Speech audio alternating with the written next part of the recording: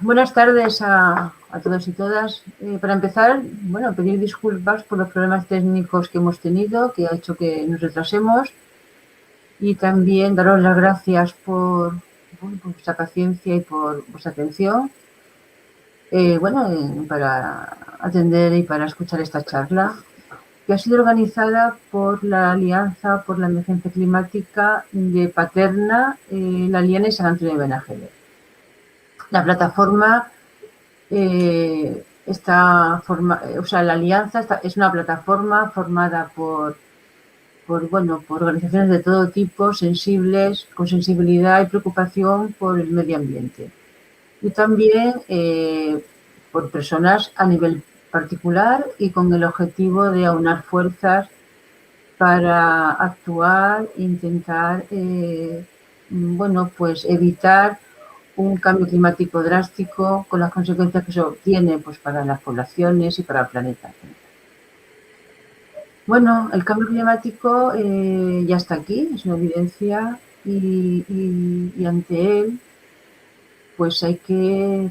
ante él y su importancia y las consecuencias que tendrá, pues hay que pensar estrategias desde una postura sostenible en dos líneas. Por un lado, unas actuaciones preventivas para intentar paliar su avance y, por otro lado, actuaciones para adaptarnos a sus consecuencias. Y ante este reto surgen preguntas desde una visión comprometida con la tan necesaria transición hídrica. Bueno, y este es el motivo de esta charla. El motivo es intentar abordar la respuesta a estas preguntas que nos planteamos. Las preguntas que se nos han planteado serían: ¿es el agua un bien público de primera necesidad y un derecho humano reconocido por la ONU? ¿De qué manera va a afectar el cambio climático al mantenimiento de los ecosistemas? ¿Y de qué manera afectará este cambio al abastecimiento de las poblaciones? Para abordar estas preguntas y las que puedan surgir después de la charla, contamos con la presencia de Francesc Larroca, al cual agradecemos su predisposición y disponibilidad. Francesc de Larroca cuenta con una larga trayectoria académica en referencia a los efectos socioeconómicos de la crisis ambiental y su repercusión en el recurso del agua. Es socio fundador de la Fundación Nueva Cultura del Agua y miembro de la Xarxa en Defensa del Agua Pública. Y sin más, le doy la palabra para que intervenga. Y también deciros que al final de la charla tendremos un tiempo para poder plantear preguntas, para poder reflexionar conjuntamente, y dedicaremos un tiempo a ello. O sea que al final abriremos también un tiempo para esas cuestiones. Muchas gracias y sin más le doy la palabra a Francesc. Bona vesprada. Moltes gràcies, Catalina, per la presentació. Vaig a compartir la meva pantalla.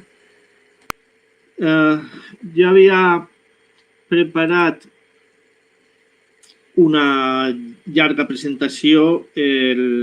Aniré abreujant la primera part perquè trobo que la més interessant és el final. Vaig d'allò més general al més concret, tant en termes temporals com espacials, i bé, espero que siga del vostre interès. Ja dic que me'n vaig al principi de tot, a l'origen del clima, que cal tenir present que és el resultat d'una interacció amb el planeta, és el producte de l'ecoevolució entre la vida i l'entorn físic del planeta, i hi ha un canvi radical fa milions d'anys, que és el canvi quan les bactèries comencen a generar oxigen, que en principi és tòxic, però al final creen una atmosfera que és la que avui en dia respirem. Cal tenir present que l'energia necessària per a la vida, ja dic que el nostre clima és un resultat de la interacció entre la vida i la resta del planeta, l'energia necessària ve del Sol, que a través de l'activitat fotosintètica mou els cicles biogeoquímics que regulen la biosfera, no? La nostra vida al planeta, i nosaltres anem a parlar d'un d'aquests cicles més específicament.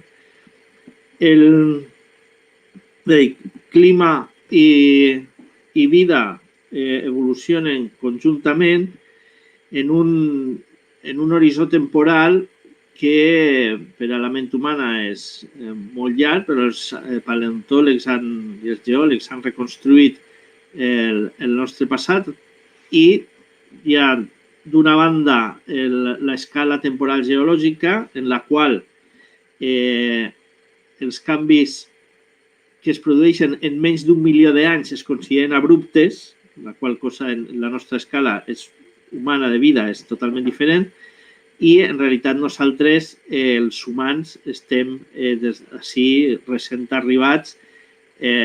L'espècie fa menys de 3 milions d'anys, la nostra cultura agrària té uns 10.000 anys, que és el neolític, que és una intervenció intensa, una interacció intensa amb la resta dels sistemes en la Terra, i darrerament vol dir fa poc més de 250 anys, que és la data que es pren com a referència de la Revolució Industrial 1750, i especialment a partir de la meitat del segle passat, o sigui, fa no res, en la vida d'alguns dels que estem presents, es produeix una acceleració molt important en aquesta relació. Per expressar-ho gràficament, així teniu des de l'origen de la Terra fa més de 4.500 milions d'anys, i així dalt podeu veure la fracció mínima que suposa en aquest context geològic l'existència de l'espècie humana, que pràcticament ni es veu la ratlla. Jo em vaig a centrar, òbviament, en aquesta acceleració recent, és a dir, l'evolució des de la Revolució Industrial. I així tenim una sèrie de tendències socioeconòmiques recents, la primera de la qual és un increment important de la població, però el que és interessant és que pràcticament totes les variables seleccionades d'un article la trajectòria de l'antropocè, quasi totes mostren el mateix patró d'un creixement sostingut a partir de la Revolució Industrial i després una acceleració exponencial a partir, com deia, de la segona meitat del segle passat. I això es pot veure en la població més intensament, en el creixement del producte intern brut i altres variables, com per exemple l'ús d'energia primària, la urbanització, la creació d'embassaments, que aquesta variable ja mostra que ha assolit un sostre, una desacceleració, perquè no hi ha més espais per a construir més, no hi ha espais bons per a construir més embassaments en certa mesura, i altres variables que exemplifiquen aquest creixement de la població, de la riquesa, de les pressions humanes. La contrapartida la podem veure en els sistemes terrestres, que el resum d'aquesta transparència seria un decreixement de recursos, especialment els més limitats, un increment de la contaminació i una alteració dels sistemes vitals. De nou, podem incloure en la contaminació, encara que no sigui una contaminació tòxica, l'increment de les emissions de diòxid de carboni, que també el mateix patró s'accelera a mesura que s'acceleren les tendències que veiem abans. El que estava mostrant bàsicament és una sèrie de tendències, d'impactes que afecten estava parlant d'emissió de gasos d'efecte hivernacle, però també la sobreexplotació de recursos com les pesqueries marines o l'ocupació de territori, la deforestació, etc. Fins al punt que s'ha proposat un terme que és antropocè com l'entrada en una nova era geològica en la qual l'impacte humà sobre els processos planetaris ha esdevingut tan profunda que han tret la Terra de l'era en la que estàvem, de l'Holocè, que és quan apareix l'home i quan es desenvolupa l'agricultura, després les comunitats sedentàries i finalment les societats com la nostra. És a dir, que l'antropocè significa un tall d'una dimensió extraordinària que reflecteix l'allunyament del rang de variabilitat natural en el qual s'ha desenvolupat la vida en el darrer mig milió d'anys i entrem en una nova era en la qual les taxes de canvi són imprecedents i difícilment sostenibles. Després veurem una diapositiva, però no. L'evolució al llarg de la història hem vist una sèrie d'extincions d'espècies que els paleontòlegs han estudiat i dins de tot el debat científic i les classificacions, la divergència, però bàsicament s'identifiquen 5 grans extincions. La darrera pot ser la més coneguda, la del Cretaci, perquè és la dels dinosaures, i alerten del possible inici d'una 6a gran extinció perquè s'estan identificant una sèrie de forces motrius, de fenòmens, la pèrdua d'hàbitats, el desplaçament d'espècies que es converteixen en invasives en ecosistemes on abans no estaven, la sobreexplotació de certs ecosistemes, la contaminació i el canvi climàtic que afecten tots a la diversitat biològica i generen una taxa de desaparició d'espècies que s'estima entre 100 i 10.000 vegades superior a la que correspondria, és a dir, a la pèrdua d'espècies de base, perquè en l'evolució de la vida neixen noves espècies i també altres desapareixen, però l'important del fenomen està en el canvi de les taxes. Bé, aquesta és la situació de fons de l'evolució del clima en termes geològics i l'aproximació a l'acceleració recent. Què té això a veure amb el cicle hidrològic? Doncs bé, el cicle hidrològic forma part del clima. Coneixeu perfectament com l'evaporació, la condensació, la precipitació, l'escorrentia, la infiltració, tot això mogut per l'energia solar constitueixen un procés tant de circulació de l'aigua com de la depuració d'aquestes aigües d'altres elements, no necessàriament contaminants, però en el procés d'evaporació el que s'evapora és aigua i no sal, si estem parlant dels oceans. Aquest cicle de l'aigua es veu afectat per el canvi climàtic antropogènic en totes les seues fases. En la fase atmosfèrica, que és on es produeixen la concentració de gasos d'efecte hivernacle, això té un efecte directe en, d'una banda, l'alteració dels patrons de pluja, ja no plou com abans, per dir-ho planerament, i un increment de les temperatures. I combinades aquests dos fenòmens generen tota una sèrie de fenòmens, diríem, secundaris i també un conjunt de retroalimentacions que poden ser positives o negatives, poden ser intensificadores dels fenòmens anteriors o, al contrari, poden ser reductores. En qualsevol cas, una de les preocupacions importants respecte a aquesta alteració dels patrons de pluja és el que coneixem com a fenòmens extrems i les prediccions de canvi climàtic ens diuen que en el futur i ja en el present tindrem episodis de pluges molt intenses i les conseqüents avingudes i també de sequeres. De sequeres més freqüents, que també poden ser més llargues, que també poden ser més intenses i el mateix per a les precipitacions. En el nostre entorn més immediat hi ha un fenomen interessant i és que no plou on plovia.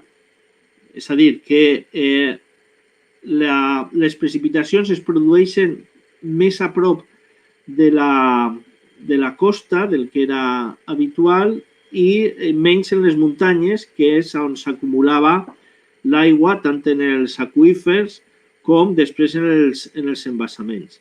I un altre element important de les alteracions dels patrons és la relativa als patrons temporals.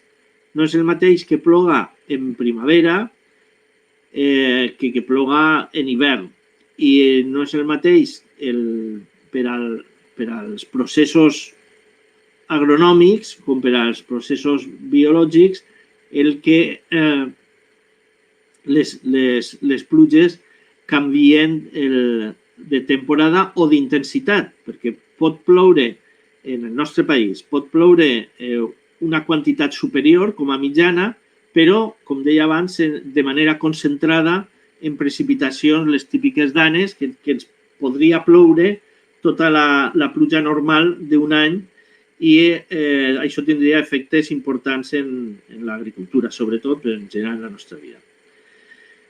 Això en la fase atmosfèrica. En la fase terrestre es preveu un increment de evapotranspiració de les plantes, això associat a l'increment de les temperatures de les que parlàvem abans, i un deteriorament de l'estat dels ecosistemes, especialment dels ecosistemes fluvials, però no exclusivament, amb un major estrès hídric, que, entre altres coses, facilita la proliferació d'espècies invasores i l'alteració de l'estat i del funcionament dels ecosistemes.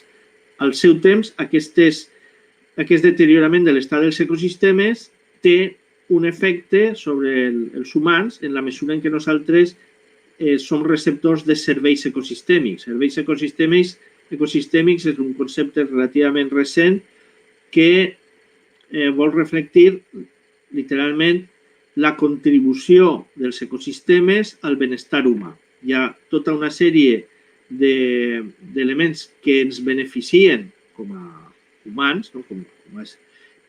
Que normalment no apreciem perquè són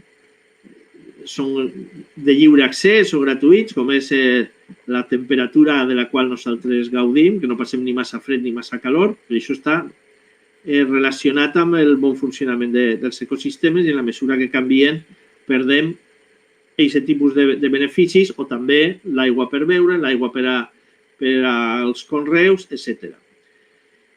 I també es preocupa la fase oceànica, que és una part molt important del sistema, més desconeguda, més allunyada. D'una banda, la circulació termohalina, és a dir, com la temperatura global té un sistema de regulació a través de la temperatura dels oceans i de les concentracions salines que fan que pugen o baixen les corrents oceàniques. I un altre element més conegut és l'increment previst del nivell de la mar associat, entre altres coses, a la desaparició dels casquets polars del gel en la superfície terrestre. És a dir, que un conjunt de conseqüències del canvi climàtic són les que afecten el cicle hidrològic en les seues diferents fases. Us compte, perquè no ho puc ensenyar, una previsió de la zona inundada de València, una simulació amb diferents escenaris climàtics, com s'inundaria la part més propera al litoral, en la pròpia ciutat, També tenia una sèrie de gràfiques d'escenaris per a la Confederació Hidrogràfica del Xúquer, on es veu com les precipitacions es redueixen, de nou, depenent dels escenaris, estan vinculats al que s'anomena una senda de concentració representativa. En funció de si continuem emetent o reduïm les emissions, tindrem un escenari més preocupant o menys, en general preocupants. També una evolució tendencial a la baixa de l'escorrentia anual i diferents... espero poder passar-vos la presentació perquè pugueu veure que, en resum, el que tenim els escenaris són fins al 40, el 40 al 70 i del 70 a final de segle, i tots els models coincideixen amb diversos graus d'incertesa en una reducció que pot arribar a menys del... O sigui, una reducció superior al 30% de l'escorrentia cap al final de segle en un escenari de forçament radiatiu important. No vaig entretenir molt en aquestes qüestions tècniques, però el panell intergovernamental del canvi climàtic, l'IPCC, ha alertat fa un parell d'anys sobre les conseqüències de superar la mitjana global de temperatura per damunt de 1,5 graus respecte a la situació de referència, que és la revolució industrial.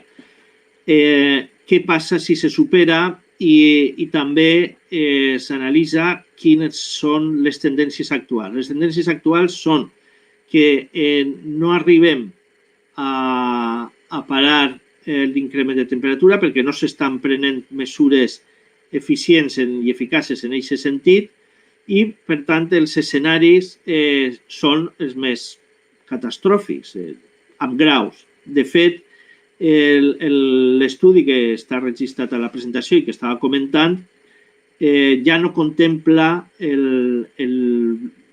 l'escenari més optimista, que era el 2.5, si no recordo malament, ja van directament a l'escenari de 4.5 de forçament radiatiu. És a dir, que no estem reaccionant com tocaria. Després tornaré a la qüestió de les respostes, però abans volia parlar de l'agreujament, del deteriorament dels nostres ecosistemes aquàtics, que són, és a dir, en definitiva, del cicle hidrològic en el qual estem inserits. La gestió de l'aigua del segle passat, no exclusivament a Espanya, però a Espanya d'una manera important, és un dels països amb més embassaments per càpita, que és el que es descriu com estructuralisme hidràulic, ens ha deixat una pesada herència, i així ja estic parlant del nostre entorn més proper, és a dir, de la Confederació del Xúquer o si voleu, de la conca del Túria, que té com a conseqüències una sobreexplotació dels sistemes aquàtics tan quantitativa i això en aigües superficials per la derivació, pels embassaments i la derivació en volum, bàsicament per al reg, i també per l'extracció d'aigües subterrànies. I com els dos elements del cicle estan relacionats, en el nostre riu principal, en el Xúquer, que és un riu mediterrani, on els estiatges, és a dir, la baixada d'escorrentia superficial, la baixada de cabal quan no plou, en estiu, estava compensada per l'emmagatzematge d'aigua subterrània en la capçalera, en la zona de la Manxa Oriental, que és un gran aqüífer que arreplegava l'aigua i després donava regularitat a les aigües superficials. Des de fa poc més de 3 o 4 dècades, la sobreexplotació de l'aqüífer de la Manxa Oriental per a transformar en reg aquella zona ha fet baixar els nivells freàtics fins al punt d'invertir la relació de l'aqüífer amb el riu. És a dir, on abans hi havia fonts que alimentaven el riu, de l'aqüífer al riu, ara és el riu, quan porta aigua, el que filtra cap a l'aqüífer. A més d'aquesta sobreexplotació quantitativa, hi ha una sobreexplotació qualitativa, tant des del punt de vista morfològic, en el qual hem alterat el funcionament dels rius a base d'introduir barreres transversals, però també d'ocupar les riberes, de deforestar els boscos de ribera, a més d'abocar tot tipus de productes químics, a vegades directament, a vegades de manera indirecta. Especialment preocupants són les contaminacions per nitrats i per fitosanitaris o agrotòxics que van percolant a l'aqüífer i tenim una bona part de la superfície, de la subsuperfície del nostre territori classificada com a zones vulnerables que són per la contaminació agrària. I també hi ha contaminació biològica, aquesta és més important, la d'origen urbà, que malgrat la proliferació, és a dir, malgrat l'esforç que s'ha fet en depuració, hi ha depuradores que no acaben de funcionar bé, depuradores que no tenen terciari o també alguns abocaments directes, especialment en poblacions menudes o més comú en població dispersa, és a dir, en assentaments dispersos en casetes que no tenen connexió, no tenen sistemes de claveguera ni de depuració i, per tant, és quasi una contaminació difusa. Totes aquestes pressions morfològica, química i biològica al final s'engloben en un deteriorament ecològic perquè s'arriba a alterar el propi funcionament dels sistemes. Per exemple, els rius en estat natural tenen una capacitat de digestió biològica de nutrients, és a dir, una capacitat de depuració, autodepuració de l'aigua, que quan se sobrepassa una determinada concentració o quan s'afegeixen químics indigeribles, productes químics indigeribles, alteren el funcionament de l'ecosistema i la pèrdua d'aquestes funcions. I la pèrdua o el deteriorament ecològic va associat a una pèrdua, com deia abans, de la generació de serveis ecosistèmics. És a dir, que hi ha un impacte directe en la nostra vida.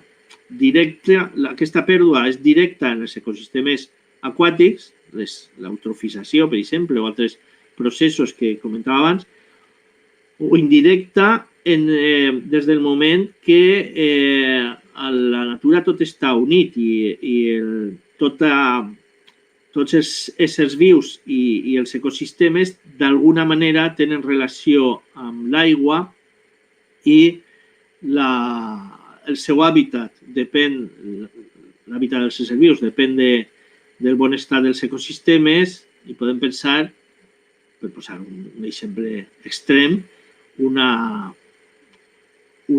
albufera transformada, com hi hagué algú que va arribar a proposar, transformada en aeroport, tindria un efecte devastador en espècies que compartim amb Àfrica o amb el nord d'Europa i que passen per ací i tenen ahí un hàbitat fonamental per a la seva existència. I aquestes espècies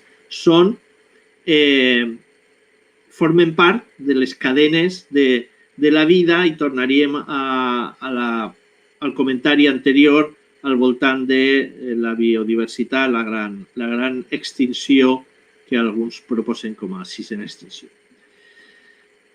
Quan tingueu ocasió podreu veure les gràfiques de l'estat de rius i d'aqüífers a la conca de demarcació del Xúquer, però ara volia ja passar a parlar de les respostes al canvi climàtic. Catalina ho anunciava al principi, bàsicament ella parlava de mitigació i d'adaptació, que són les grans esferes de les quals parlem. Jo he afegit una més perquè està en l'agenda, que és la geoenginyeria i que és preocupant. Començaré per les polítiques o les estratègies de mitigació. La mitigació és una intervenció humana per a reduir bé les fonts, o bé, millor dit, o bé reduir les fonts de gasos d'efecte hivernacle o per augmentar els embornats, d'alguna manera captar els gasos que hem estat emetent a l'atmosfera. Estratègies de mitigació, per exemple, reduir l'ús global d'energia, o bé, que és probablement la que està més en l'agenda política oficial, que és substituir energia fòssil, és a dir, carbó, petroli o gas, per energies netes, solar, eòlica. Ahir tindria la discussió de fins a quin punt l'energia hidràulica es pot considerar una energia neta en la mesura en què té un efecte molt negatiu sobre els ecosistemes fluvials, però lamentablement l'objectiu que sembla més coherent com a estratègia de mitigació, que és la reducció global d'energia, no està pròpiament en el centre de les estratègies que proposen el Ministeri o la Unió Europea, sinó que estan molt més. I l'exemple del cotxe és paradigmàtic del que significa no qüestionar el model de mobilitat, és a dir, continuem amb un model de cotxe individual, amb tot el que sabem dels efectes sobre l'estructura de les ciutats, el consum d'espai públic, el malbaratament de recursos, perquè hi ha molta gent que utilitza en solitari el cotxe front a altres alternatives, com el transport col·lectiu, i sí, efectivament, no consumeix carbó o petroli, millor dit, no consumeix petroli, però el que fem és traslladar a altres parts de l'ecosistema i molt especialment a través de les bateries a determinats recursos que són limitats perquè en realitat no és una estratègia, diríem, que enfoque el problema d'arrel, sinó que és un poc un canvi menor. Altres exemples de mitigació podrien ser protegir els boscos i reforestar, que és una manera de capturar carboni per un temps, o reduir les emissions d'altres gasos amb impacte climàtic, dels quals normalment parlem menys, com el metà o compostos orgànics volàtils, que volumètricament no són tan importants com el diòxid de carboni, però el seu potencial climàtic és més elevat. En aspectes d'aigua potser és més interessant tota la segona part d'adaptació de resposta al canvi climàtic relacionats amb l'adaptació. La idea és que, com deia Catalina al principi, el canvi climàtic està ací, ja patim els efectes en molts aspectes i tenim que canviar els nostres estils de vida per a moderar o evitar danys o també és possible aprofitar oportunitats beneficioses. De manera anecdòtica, farem un projecte relacionat amb el canvi climàtic i els recursos hídrics al Pirineu, a la Vall de Boí, i una de les oportunitats beneficioses que apareixien en els tallers amb la gent del territori era que podrien conrear pomes, que és fruita, que és el que es conrea en altres zones de Lleida. Crec que hi havia un anunci, si no recordo mal, del Ministeri que deia que beure vi de Finlàndia podia ser molt atractiu, però era la contrapartida de coses molt més negatives. És a dir, efectivament, també podem tenir oportunitats beneficioses, però en suma el canvi climàtic és un canvi catastròfic. Hi ha diferents maneres d'adaptar-se al canvi climàtic. Jo he assenyalat una adaptació autònoma, els sistemes s'adapten. El problema ahí és la velocitat del canvi dificulta l'adaptació, aquesta coevolució de la qual parlava a l'inici de la xerrada, Hi ha adaptacions incrementals, per exemple, fer cada vegada més grans els dics de defensa front a inundacions, o hi ha una visió de més llarg termini, més radical en el sentit d'anar a l'arrel de les qüestions, que s'anomena adaptació transformativa, que és realment canviar, adaptar els sistemes humans a un clima diferent.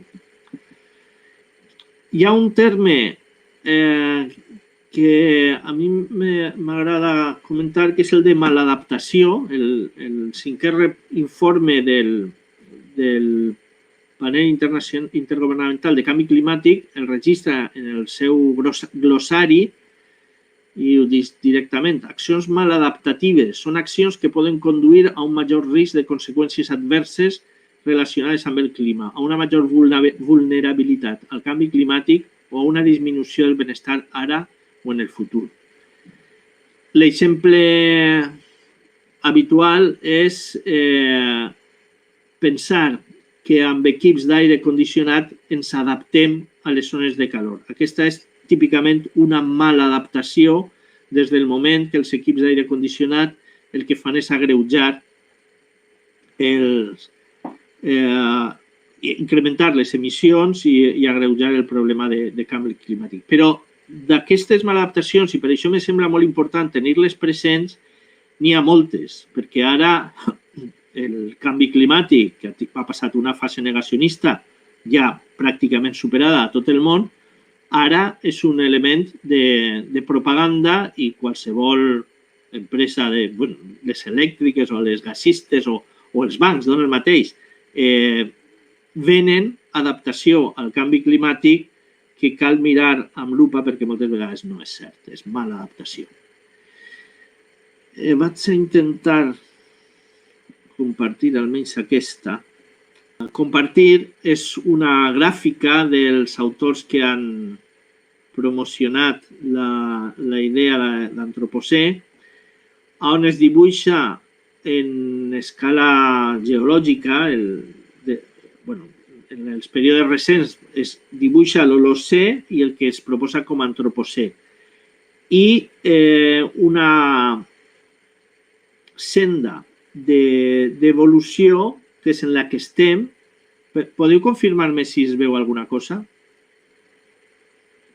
Sí que se ve, sí. Sí que s'hi veu?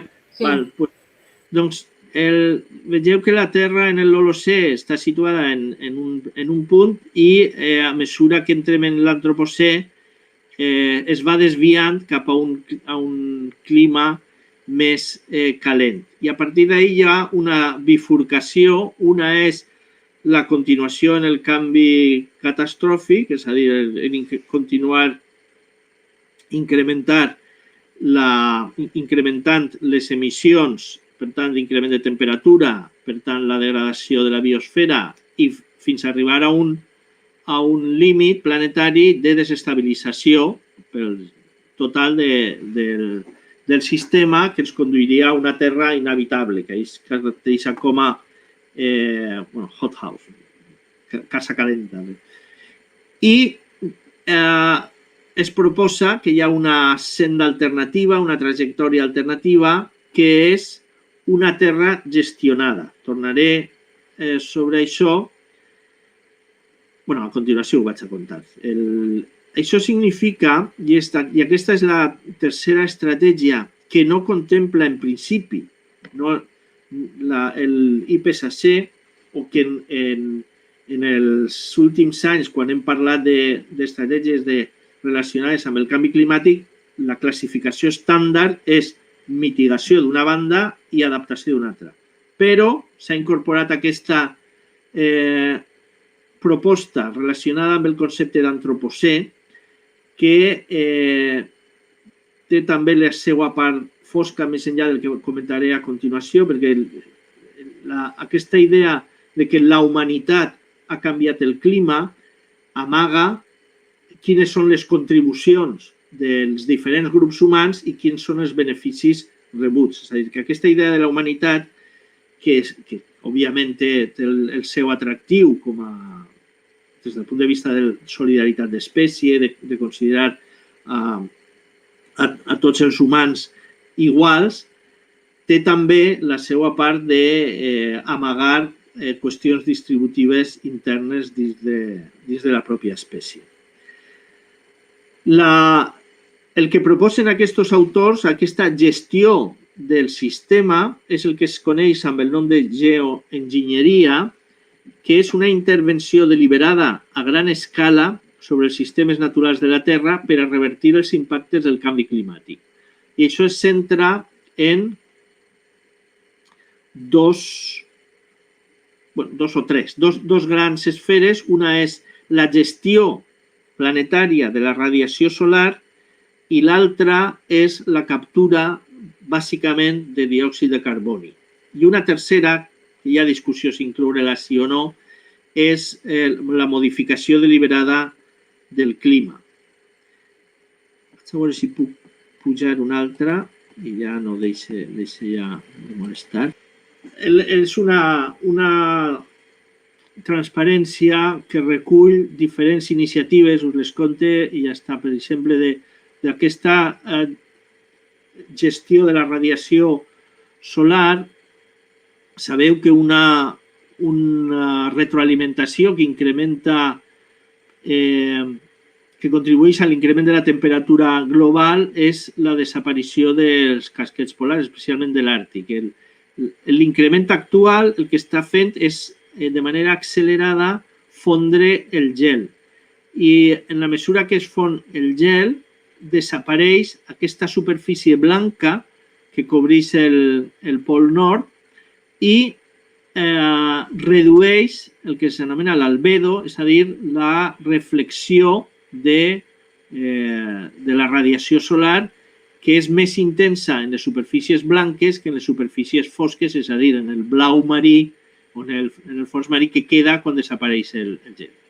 Aleshores, el que estan investigant i proposant, entre altres, Bill Gates, que s'ha convertit en si mateix en un agent actiu en diferents aspectes de mitigació o d'adaptació o geoenginyeria relacionats amb el canvi climàtic, el que es proposa és disseminar aerosols amb avions, aerosols reflectius, partícules que reflecteixen el sol i refredarien la superfície, o sigui, l'atmosfera terrestre. També s'ha parlat d'enviar espills a l'espai, de construir sobre la mar fàbriques de núvols i coses per l'estil. La part de retirada de diòxid de carboni, ahir hi ha propostes més assenyades com la reforestació, però també hi ha altres molt criticades com la fertilització oceànica amb ferro per a modificar la química oceànica i capturar CO2. Bé, ja per anar acabant, després de totes les aventures, volia aterrar en les actuacions a escala local. Bàsicament plantejar dues prioritats estratègiques que estan relacionades. Una és la defensa dels drets humans a l'aigua i el sanejament. Jo crec que ningú no qüestiona que l'aigua de viure és una prioritat indiscutible. I la segona, però que està al mateix nivell, com ara explicaré, és la protecció dels ecosistemes. I està al mateix nivell des del moment en què un ecosistema deteriorat, un ecosistema aquàtic deteriorat, no proveix d'aigua neta. És a dir, que si volem tenir aigua per beure neta, necessàriament tenim que protegir els ecosistemes. I d'altra banda, aquesta protecció dels ecosistemes depèn també de la satisfacció del dret humà al sanejament, que protegeix els ecosistemes i en un bucle aquesta permet també l'abastiment a poblacions amb garantia. Aquests dos aspectes l'aigua i el sanejament com a drets humans d'una banda i la protecció dels ecosistemes són els pilars de la política d'aigua actual. La primera part està més a l'àmbit municipal, la segona està més a l'àmbit en el nostre entorn de la demarcació hidrològica del Xúquer. Però aquesta separació administrativa és només administrativa, perquè, de fet, el procés de planificació, que, per cert, està a punt de posar-se a disposició del públic i el procés de participació, el nou pla hidrològic, aquest pla hidrològic contempla tota una sèrie de mesures a nivell de Generalitat i també a nivell local. O sigui, no és separable, però la iniciativa, la responsabilitat, la competència sí que està separada.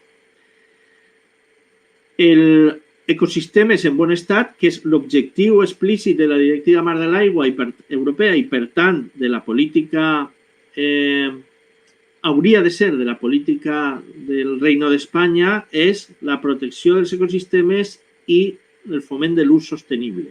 I ahí tenim molt de treball per fer, perquè les pressions sobre els ecosistemes, com plantejava abans, per la cultura de l'estructuralisme hidràulic, aquesta idea de veure l'aigua com un recurs productiu, de voler gestionar-la independentment del seu cicle natural, és a dir, es tracta d'agafar l'aigua on està i de transportar-la allà on faci falta. Aquesta política ha mostrat els seus límits i les seues conseqüències nefastes per al futur. Per tant, cal canviar. En el nivell municipal, en el nivell més a prop de nosaltres, el que podem actuar amb relativa facilitat, tindríem almenys, jo classificaria en tres aspectes les possibilitats d'actuació. D'una banda, la protecció dels ecosistemes, que deia que està a la base de tot. Un element, per exemple, és el protegir les captacions, definir perímetres de protecció que limiten les activitats que posen en perill les captacions d'aigua per a beure, la millora del sanejament, que té alguns aspectes pendents, el drenatge urbà sostenible, en la mesura en què estem abocats a precipitacions més intenses, tenim problemes d'inundació, però també hem dissenyat les ciutats, hem segellat les superfícies de tal manera que es dificulta la infiltració, s'incrementa l'escorrentia i amb aquest increment d'escorrentia la intensitat, és a dir, l'energia i la violència de les avingudes. I també la recuperació de l'espai fluvial en molts sentits, un en el guanyar espai de desaigüe, espai per a que les avingudes puguen ser fàcilment evacuades sense causar massa danys, que això significa, entre altres coses, anar traient dels espais fluvials que hem ocupat prèviament determinades activitats, per exemple, l'habitacional. Cal anar retirant-se de l'espai fluvial, parla així, però també de la costa. Sabeu que al sud de la Devesa hi ha una urbanització, herència de l'intent d'urbanització de tota la Devesa, però que ahir n'hi ha un poblament i n'hi ha gent que reclama, especialment reclama al port, una protecció perquè la costa, o sigui, la línia de mar se menja la costa.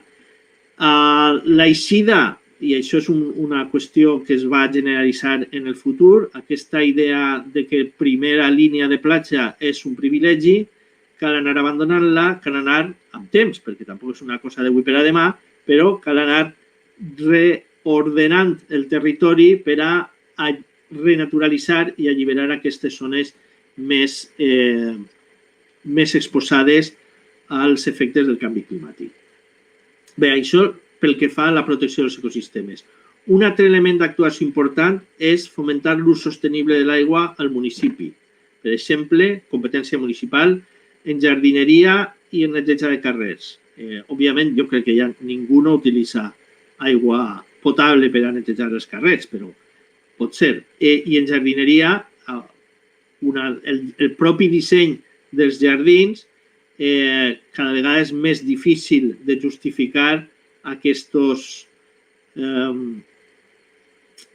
superfícies verdes com si estiguérem en Anglaterra que demanen una aplicació d'aigua que no és compatible amb els escenaris climàtics actuals. Però també el propi municipi, com a política municipal, pot intervenir en dependències municipals, pot fer auditories, pot fer actuacions de conscienciació a les escoles o a les pròpies dependències de les oficines municipals. I un tercer element important d'actuació del propi municipi és la contractació pública, que es poden, en els plecs de licitació es poden posar condicionants favorables, ara estem parlant d'aigua, però la compra verda d'una banda i també en els plecs de serveis, per exemple, de menjadors o coses per l'estil, se poden posar condicions que afavorisquen aquesta adaptació en el sentit de, per exemple, productes de proximitat, encara que això té menys a veure amb l'aigua, o el promoure l'aigua de l'aixeta, etc. I això depèn, i és un espai d'actuació important i interessant, de la governança de l'aigua. Nosaltres, com a xarxa valenciana per l'aigua pública, el seu nom ho indica, que engloba una sèrie d'organitzacions ciutadanes, sindicals, ecologistes, de diversos tipus, entenem que la gestió d'un element que és fonamental per a la nostra existència no ha d'estar sotmesa a l'especulació i al mercat, sinó que ha de ser pública. Una gestió pública de qualitat. La gestió privada, com ha posat de manifest en un informe recent el relator de Nacions Unides per als drets humans a l'aigua i al sanejament, la gestió privada i especialment la gestió mixta, que és dominant en el nostre entorn, té riscos importants perquè la lògica del benefici i la situació de monopoli natural que tenen les empreses deriva la gestió cap a una visió mercantil i no cap a una visió respectuosa amb els drets humans i la protecció dels ecosistemes. Aquesta gestió pública ha de ser una gestió amb participació ciutadana, resumint molt, per dos motius. Una, perquè al final els ciutadans són els que tanquem o obrim l'aixeta i els que tenim una responsabilitat directa en la gestió de l'aigua urbana, i també per a controlar els gestors. Tenim experiències passades molt desagradables de situacions en les quals els gestors han capturat, han segrestat la gestió de l'aigua, i el cas de Marsa pel sanejament és emblemàtic en aquest sentit. I, en definitiva, hi ha tota una sèrie d'actuacions possibles per al foment de l'estalvi i l'ús sostenible domèstic, beure aigua de l'aixeta i no embotellada, que té altres efectes no desitjats, no utilitzar el vàter com un abocador, el cas de les tovalloletes humides o dels palets per a les orelles i demés, que ha causat greus problemes en els sistemes de sanejament, etc. Afront a aquestes propostes, hi ha les del capitalisme presumptament verd. Abans mencionava a Bill Gates com a inversor de projectes dels aerosols.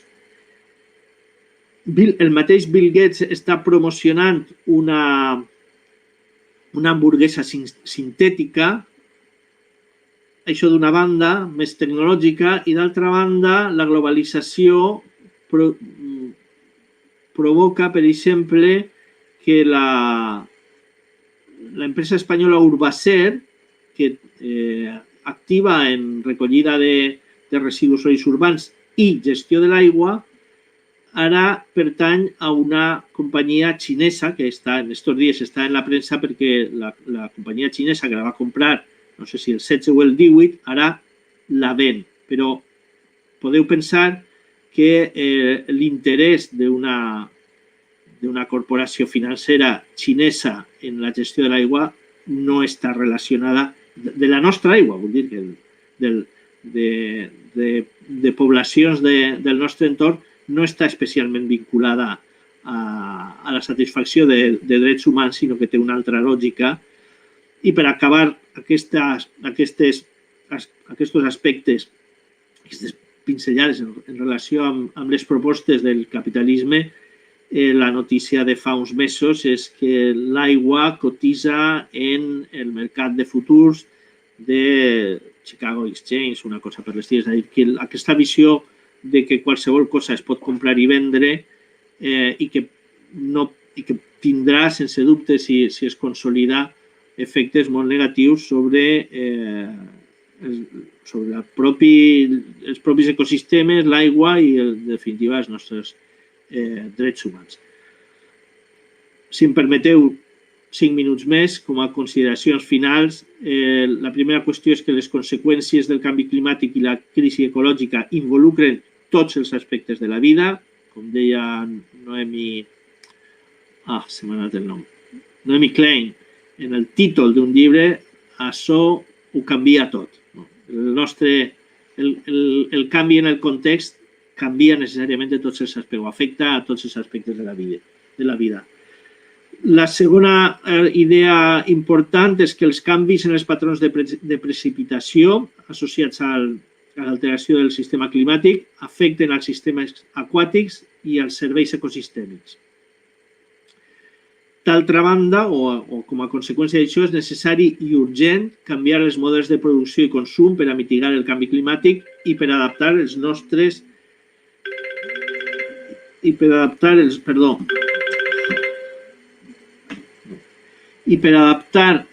estils de vida a les noves condicions. La reflexió al voltant de que l'aigua ha de formar part de qualsevol estratègia de transició cap a una societat adaptada al canvi climàtic i que, com a ciutadans, tenim que prendre les renyes de la gestió de l'aigua per garantir els drets humans i evitar l'especulació. I moltes gràcies per la vostra paciència, això és el que us volia contar. I lamente no haver pogut compartir amb vosaltres les imatges. Gracias. Bueno, Francesc, muchas gracias a ti por tu paciencia y por soportar todas estas problemas técnicos y no haber podido preparar, o sea, haber dado la charla como la tenías preparada porque, claro, tenías pensada con un formato y te lo hemos cambiado automáticamente. Y bueno, gracias a ti por tu esfuerzo y por tu colaboración. Hay varias preguntas que si quieres, mira, aquí hay algunas. Hay una que dice, ¿la geoingeniería no es otra tecnoilusión? Pregunta. Sí, bueno, efectivament, però una tecnoil·lusió molt important, molt perillosa. Vull dir, una de les coses que han criticat a la proposta dels aerosols és que és una actuació sobre els símptomes, no sobre l'arrel de les qüestions. És a dir, que si això aconseguirà realment mantenir, refredar el planeta, el que no redueix són altres efectes relacionats amb les emissions com l'acidificació dels oceans. És a dir, que ens dona la sensació de que hem arreglat alguna cosa però no hem arreglat res. A més de que, jo crec que cal, com a ciutadans, cal ser actius en oposició a aquestes tecnologies que atorguen un poder descomunal als seus gestors i que, en definitiva, del que estem parlant és de que algunes persones amb poder suficient van a decidir a on plou, quan plou i coses per l'estil. No? És del que està en l'agenda. A més, qui ha preguntat, deia tecnoil·lusió, efectivament, és la mateixa il·lusió d'omnipotència de la intel·ligència humana, de la tècnica basada en una determinada forma d'entendre la ciència, de la qual tenim suficients experiències per a ser més humils i per a intentar evitar aquests camins que ens condueixen a... Són una hipoteca terrible per a nosaltres i per al futur, però que tenim ja moltes experiències. Per citar només una, l'energia nuclear, que els residus de la qual és un problema per a generacions i generacions. Hay otra pregunta que dice, en dada la situación que requiere medidas globales, ¿son útiles las medidas a nivel individual? Jo crec que sí, que no hi ha aquesta separació. A veure, l'acció col·lectiva és necessària, però l'acció col·lectiva implica també un involucrament individual. L'acció col·lectiva, el que estem fent ara, és un acte col·lectiu, però cadascú de nosaltres aporta el seu temps per a almenys començar a parlar d'aquestes coses. I si en un altre moment prenem altre tipus d'accions col·lectives, però això no ens lliura de la consciència personal i els canvis d'estil de vida personal. És veritat que, i a més això ho tenim en el món de la mobilitat, a vegades com excusa, però a vegades també amb una solidesa important. La gent que diu, a mi m'agradaria prescindir del cotxe però no tinc més remei. Ahir ja dic que hi ha un marge de, a veure, no hi ha més remei o no has posat suficients mitjans per a abordar aquest problema. Però els canvis individuals tenen un límit en el marc institucional col·lectiu i jo crec que cal treballar en els dos nivells. No ho plantejaria com una contradicció, sinó com dos esferes d'actuació. Otra pregunta que plantea una compañera dice, ¿y cómo podríamos ayudar los fondos europeos para favorecer una mejor gestión del agua? ¿Se podría utilizar? ¿Se ha planteado eso? Amb més poder polític. Hi hagué una convocatòria, una comissió de les Corts que va fer un document sobre els fons de reconversió que ja ha quedat prou obsolet. I ahir isqueren nombroses idees que es recolliren i es van votar tots els grups que estaven d'acord, és a dir, no va servir per a res entre nosaltres. Els fons de recuperació estan anant als grups o a les activitats amb més poder de pressió. Una cosa que a mi m'escandalitza és la quantitat de fons que ja estan compromesos en la indústria de l'automòbil. Ara, amb l'excusa de que el cotxe elèctric és la panacea de la mitigació del canvi climàtic, cosa en la que jo no estic d'acord, però estem realimentant amb agents que haurien d'estar en una altra visió, com els sindicats, però que estan reforçant les velles estructures que han generat el problema de canvi climàtic. En els aspectes de l'aigua tenim els regants que estan intentant per totes les vies aconseguir que es financien la modernització, que és un projecte de dubtosa eficàcia des del punt de vista ambiental, és a dir, de dubtosos beneficis ambientals, encara que el presenten com una mesura que estalvia aigua. I FENACORE, l'organització dels regants i les organitzacions agràries junt amb ella, estan pressionant molt per a captar quants més fons millor. Bé, suposo que també hi ha intents per part del Ministeri o de la pròpia comissió de condicionar, de reorientar, però són molt limitats. En certa mesura poden acabar en ser purament cosmètics. Molt de discurs d'economia circular, molt de discurs de transició energètica, però quan analitzes un poc, com plantejava al principi, objectius de reducció de l'ús de l'energia no hi ha. Hi ha propostes de redefinició del negoci, de canviar del negoci del carbó i del petroli al negoci de la solar o l'eòlica, però són els mateixos agents, la mateixa visió del creixement del producte interior brut o del producte brut en general, del creixement econòmic, i en aquest aspecte hem canviat poc. Els fons tenien una oportunitat, jo pràcticament he perdut l'esperança, però sí que podien ser una oportunitat d'establir prioritats i reorientar clarament l'economia cap al foment d'altres sectors amb més futur, amb més compatibilitat amb un clima alterat.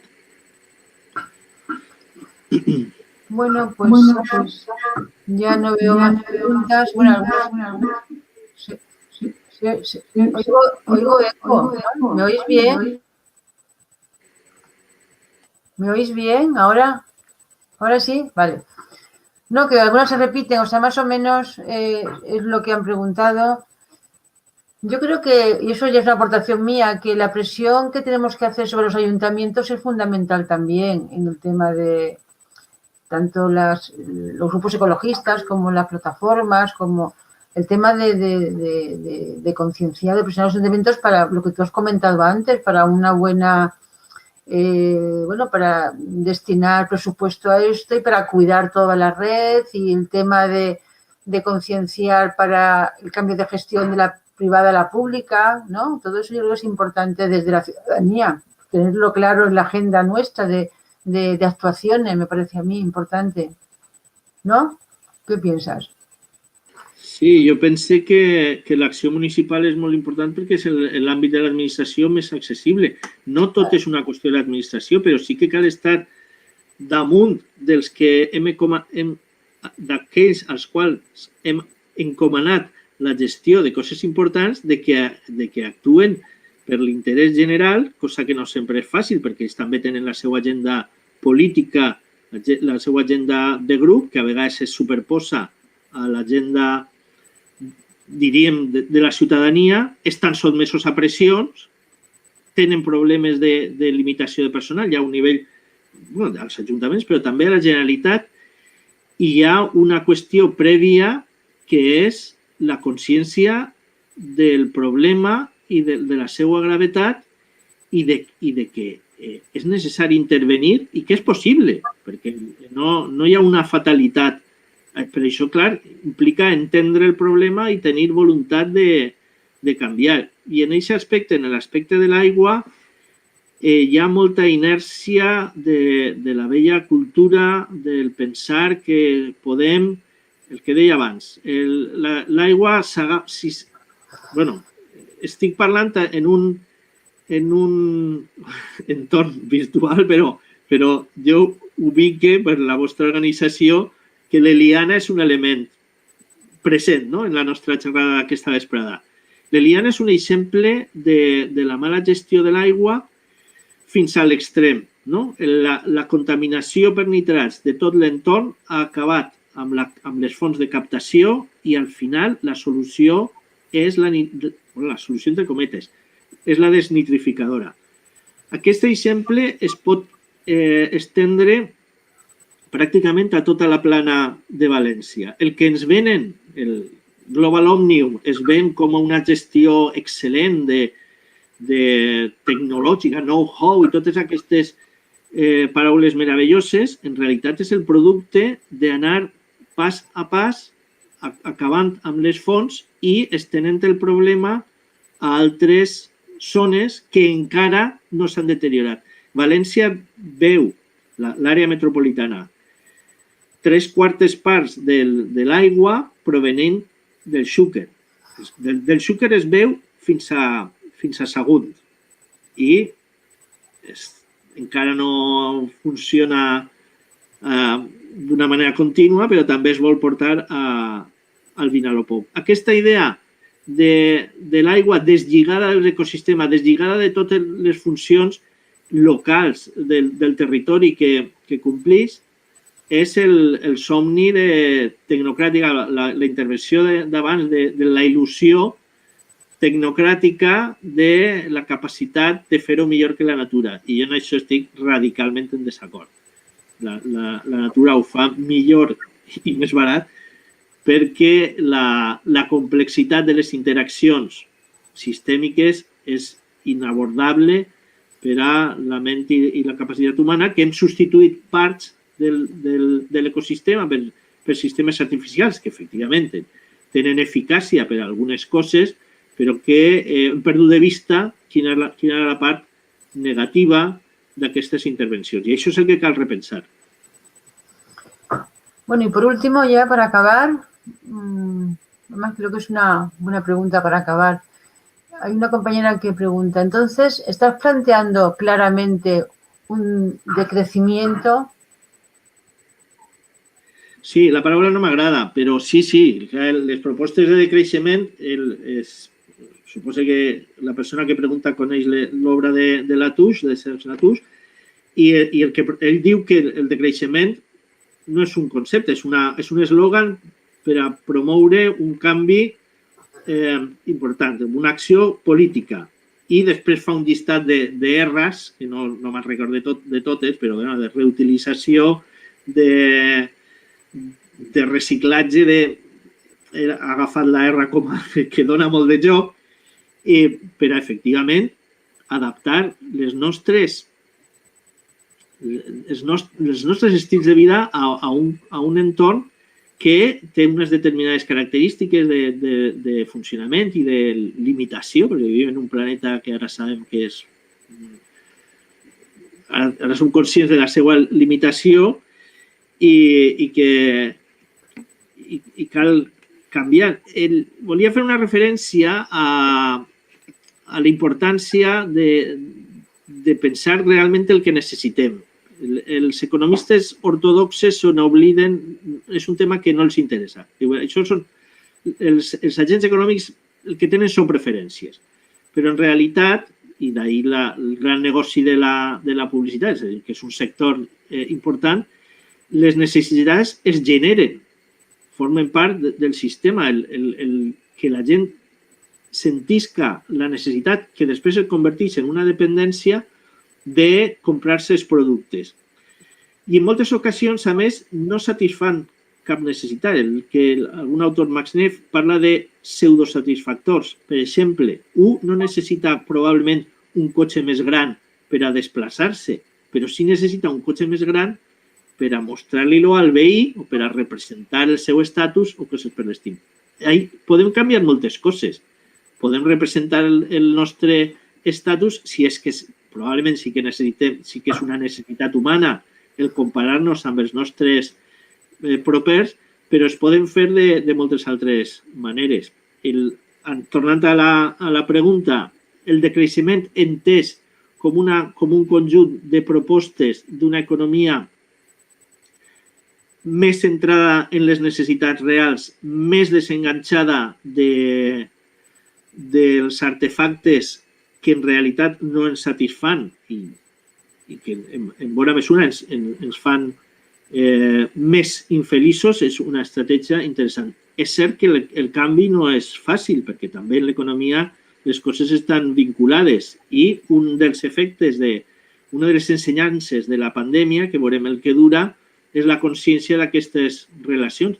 La pandèmia ha significat un decreixement abrupte. La proposta de Latouche i altres decreixentistes és el decreixentisme feliç, no? El decreixentisme gestionat, el decreixentisme no catastròfic. És a dir, tenim que reduir l'escala de la nostra economia per a poder mantenir-la, perquè si no, el canvi climàtic, la crisi ecològica o el que siga, ens farà reduir la nostra economia d'una manera abrupta. Per exemple, amb un virus que en bona part estava anunciat per la reducció de l'espai ecològic per a la resta d'espècies. I no m'estic inventant res, que està en la literatura. Escrits publicats a principi de segle, no abans d'ahir, sinó que són processos anunciats en relació amb el que parlàvem abans també de la pèrdua de la diversitat y la simplificación de los sistemas ecológicos. Bueno, pues yo creo que ya es hora de ir acabando. Y bueno, decirte que superados los problemas técnicos, pedirte otra vez perdón por toda la adaptación. A mí la charla, bueno, personalmente me imagino que al resto de compañeras y compañeros también está muy interesante y que ha abierto muchas puertas y a nivel de pensamiento y de situarnos y de cosas que podemos hacer. Y nada, darte otra vez las gracias, Francesc, y bueno, y esperamos contar con tu colaboración en un futuro, que eso nos haga mejor. Gràcies a vosaltres. I el que lamenten no veure als que han estat participant i preguntant, però bueno, són coses de la virtualitat. Gràcies. Gràcies a ti. Adéu. Bueno, adiós.